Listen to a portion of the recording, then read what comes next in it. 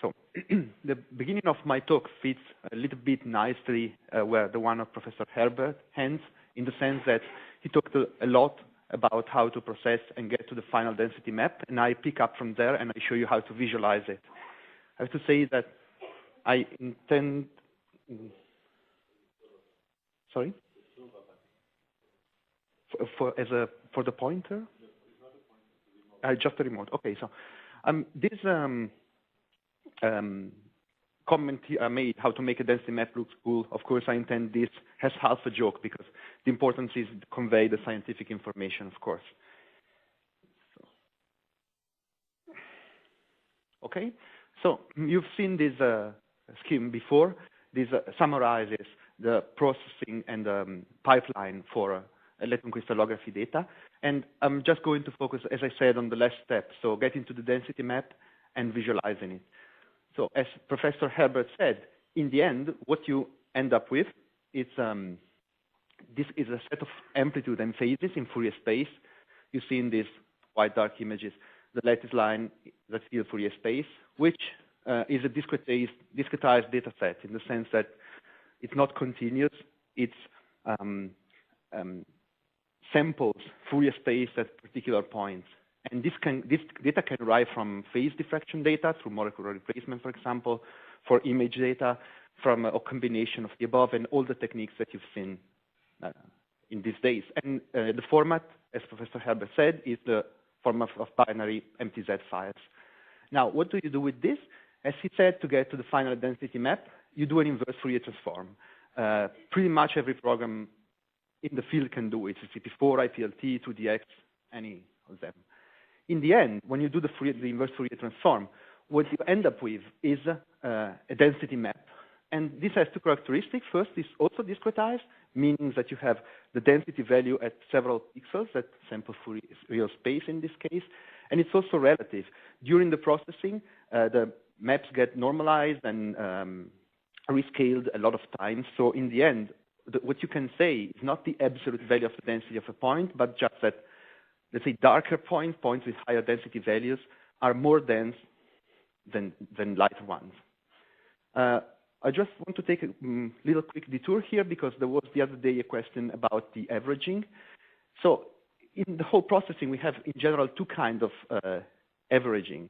The first is the crystallographic symmetry. So you basically have a unit cell, and the crystallographic symmetry describes a set of operators that allow you to reconstruct the whole crystal starting from the unit cell. Now, when you do the processing and you extract the data, you do a sort of implicit averaging over all the unit cells in the crystal. Then there is non-crystallographic symmetry. If you look at this sample projection of aquaporin, you will see that it has fourfold symmetry. In this case, this is not crystallographic symmetry, and we can use these to average the 4 parts of the density map, for example, or we can even use this not at this stage, so at the stage of the density map, but before, during the processing. One thing you can do with, when you have your density map is determine the resolution. Professor Herbert mentioned Fourier-Shell correlation, and I thought I would introduce it very quickly. The idea is this. You have the full data set, you split it into half, you process each data set independently, and you get to a density map for each of them. Now, you want to see how these two correlate. So what's the idea? In your final data, you will have 2 elements. The signal, which is basically the proteins that we are looking at, which will be more or less the same in the 2 separate data sets, and the noise. The noise is random, so it will not be the same in the 2 reconstructions. So in general, we say that what correlates between the 2 is the protein, so the signal, and what does not correlate is the noise. So we go to Fourier space when we can reason in terms of resolution, and we start looking at shells in Fourier space. So we say at the shell corresponding to a low resolution, how does the 2 data set correlate? And then we move to higher resolution, and in the end, we end up with a plot like this. So at low resolution, the correlation is high, which means that most of the things that correlate comes from the signal, so from the protein. As we go to a higher resolution, the correlation drops. And this means that we are correlating noise with noise, not anymore signal with signal. And so in this case, with this, we can determine at which resolution the signal, so the protein data in the reconstruction ends. Now, where to cut is debated, but in general, it is more or less accepted now in the community that you can cut at 0.5 correlation, and this determines the resolution. Yes? Well, let's say that most of the time in the literature you will find 0.5. Even Professor Helben before mentioned a figure of 0.5. Yeah.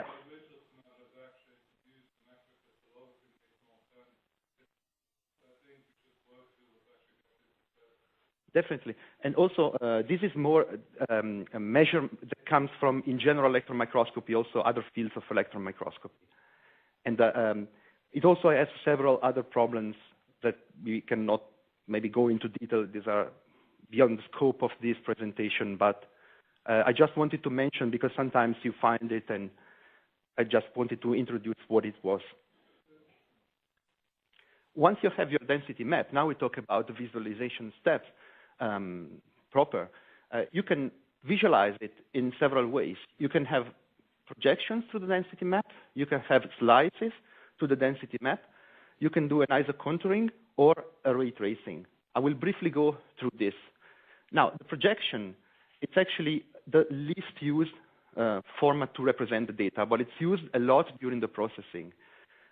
You can calculate in different ways, so through explicit Fourier summation or even interpolation in Fourier space. Actually, I think it's the real space. But anyway, it's not very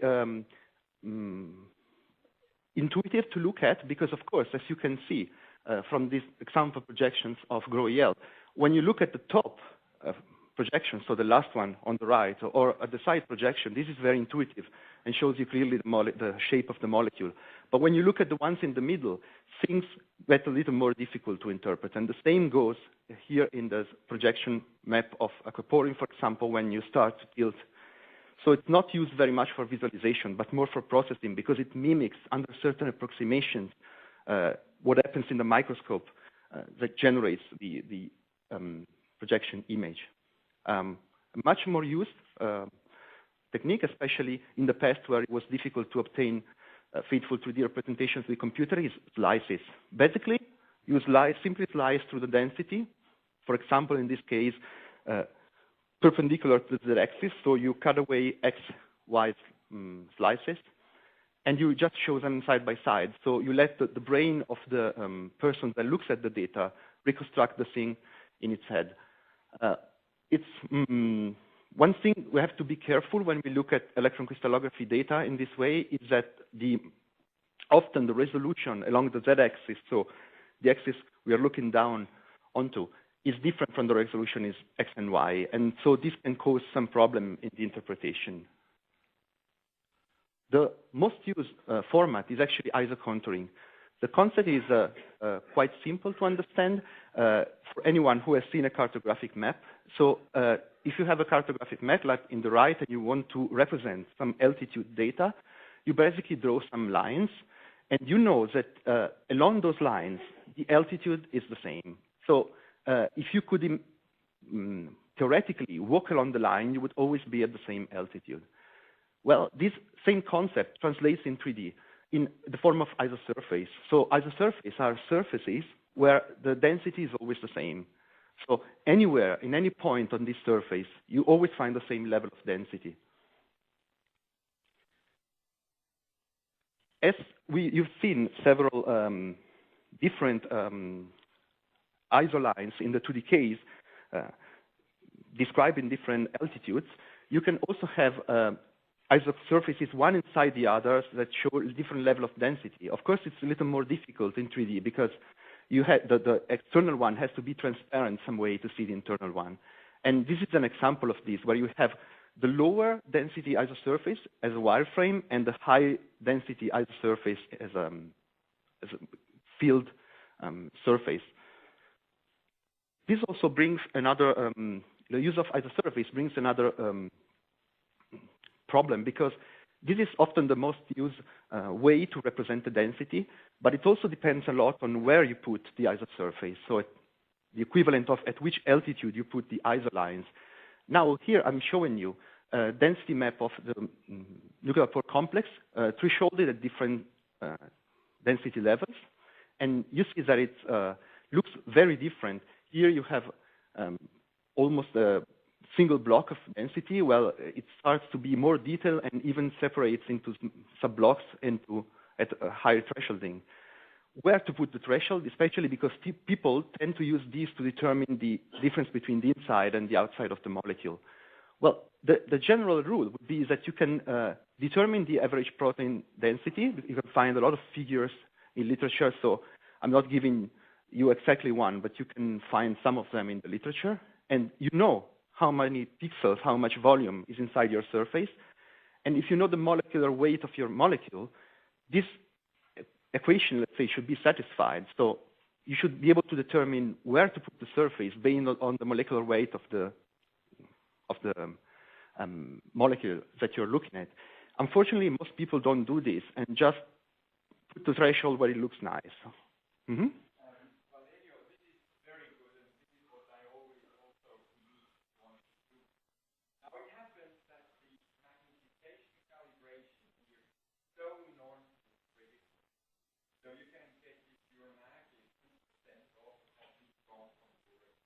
Yeah. Yeah. Definitely. Another issue is that you have different regions in the map that are going to be more or less well ordered, and the density is going to be stronger in that region. You can see here the rings are much more well ordered than the top. So yeah. You can't make a direct correlation between density and that. Yes, I agree completely. I mean, in any case, let's say this method of visualizing the density is strictly not physically realistic. I mean, if you could look at the molecule, it will not look like this. There are several factors that determine, it was mentioned now, why you should not really look at the isosurface, but it's still the fastest one compared to other methods and the one that is most used in literature. So I just thought I would mention this. And what Andreas was saying is actually true. So sometimes people threshold where you can see in the density what you want to show. Let's say that you want to see that a complex as a single block, and then you threshold there. Or if you want to emphasize the separation of two domains of a protein, you tend to threshold at another level of density. So it's very debatable where to put the threshold. I will go now on to another visualization technique, which is very realistic and gives rise to spectacular images, but it's also very slow, which is called ray tracing. Basically, the idea is to, if you have an object, like represented here by this sphere and the light source, you can trace the ray from the camera across the image that will be formed and onto the object and onto the light source. And then you say, okay, this ray that goes through this pixel will show this object with this light reflected on it. You do basically the work back, and you determine the value of the pixel, and you put it there. This representation style is very realistic, and it can represent very well light effects and reflections of object one into the other. It's also extremely slow. I mean, it's not used for real-time visualization. You cannot rotate an object to you look at it. So it's usually generated to create publications or to show pictures. PopRay, the program that, for example, can do this, just need to know about the arrangement of the object. Where is the light source? Where is the scene? Where is the camera? Where is the image that will be formed? And then it will take care of this, taking minutes, if not hours, to do it. The images, nevertheless, can be quite spectacular. So here I'm showing one generated by Ansgar Philipsen, where you can see very well the reflections and all the details. Although this is more less of scientific value, let's say, shows less about the real scientific content of the data, and it's more for show. Now, another thing that you can do with the density map that you have is to actually generate movies. Well, several very evolved, especially commercial programs, will allow you to set camera trajectories and generate the movie automatically, but you can still do it the old-fashioned way. So if you take a snapshot of the density in a certain position, then you rotate and take another snapshot, and then another, and then another, and then another, and so on, you can combine it into a movie. Well, for portability, this presentation doesn't have an animation, so you have to imagine the movie, and thanks to the label and to the board, to director board, I put it there.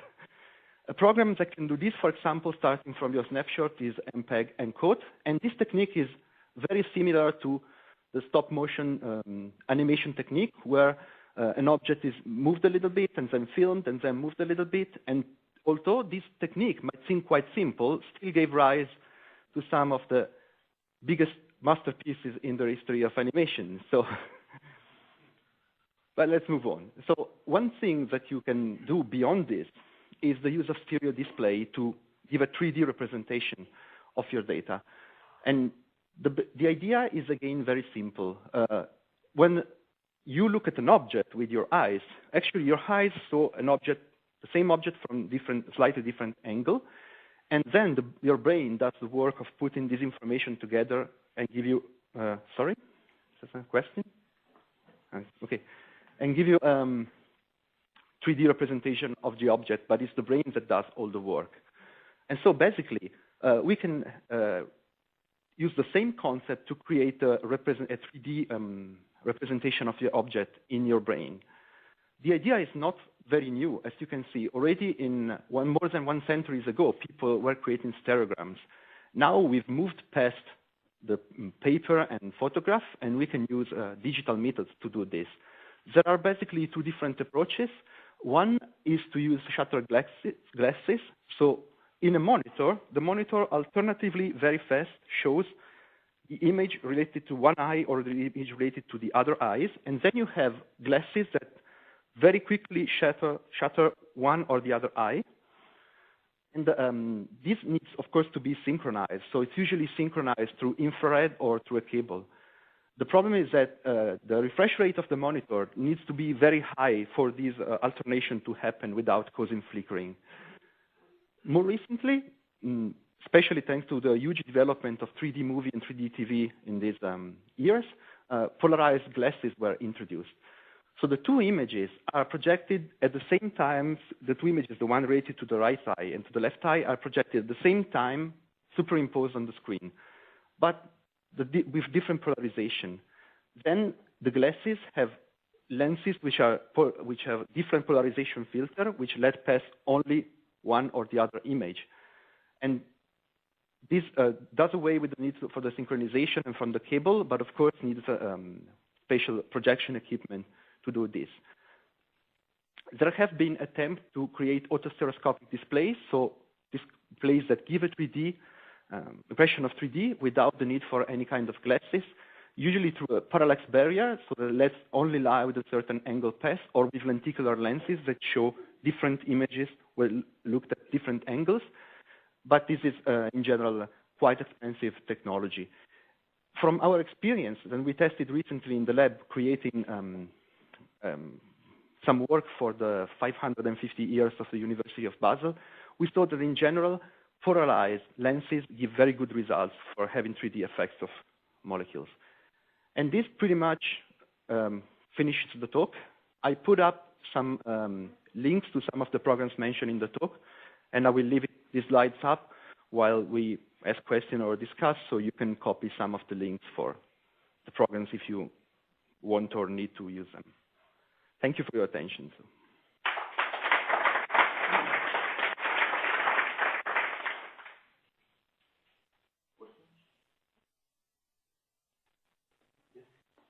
I'd say something that you didn't mention, something that hardly anyone ever does now, is the good old-fashioned technique of printing out sections with contour maps on a big sheet and then just stacking them up. Sounds old-fashioned and primitive, but actually it can be a very good way of trying to visualize a complex structure where you've got really complex densities. Yeah. And you can just walk around it and look into it. Yeah. And there are also some very high-tech variations that I didn't mention, like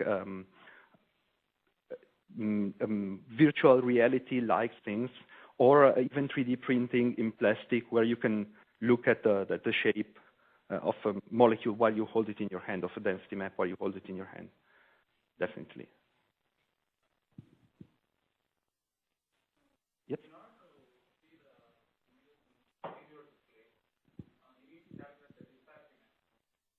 Sorry, you need to... Mm-hmm.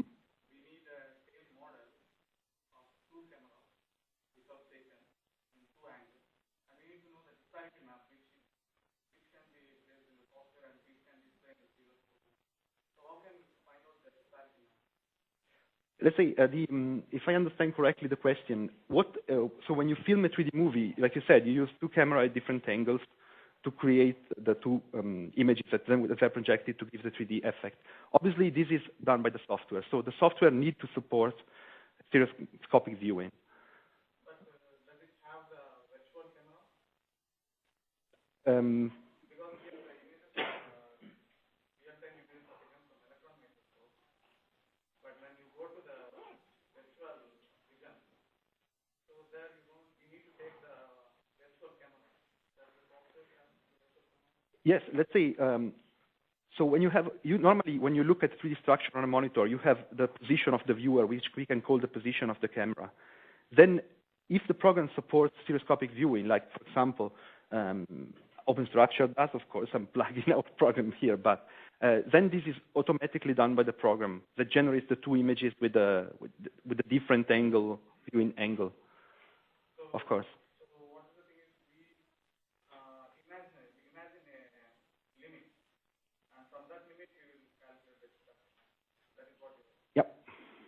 If I understand the question correctly, yes. Anyway, all this processing must be done by the software, which must support this visualization style. You can't use it with just any program. But a lot of them do, so it's generally not a problem in... But to answer that, I think you can probably use any program and just take a picture, snapshot from the screen, and then rotate your molecule manually by 5 degrees and take a second photo. And this is also true.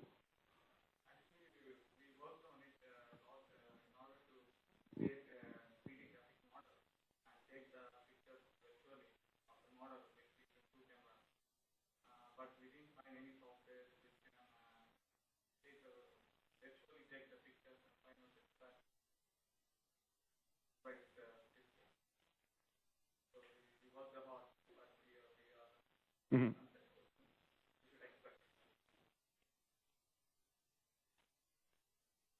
Okay.